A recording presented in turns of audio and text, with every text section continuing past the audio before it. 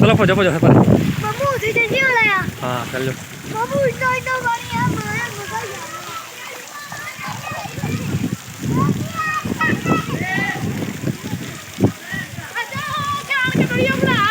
चल चल चलो पर अगे आओ वीडियो अगे आओ फिर चल चल भजो भजो मारना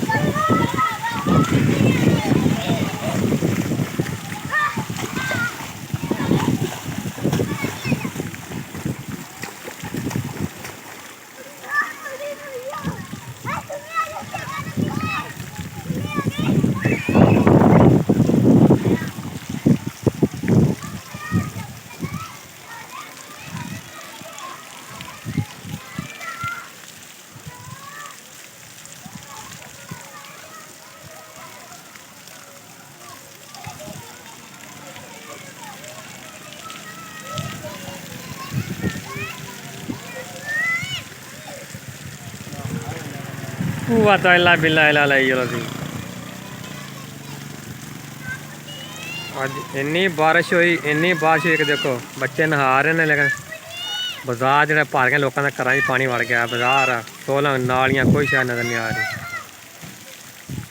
हाँ हाँ जी ना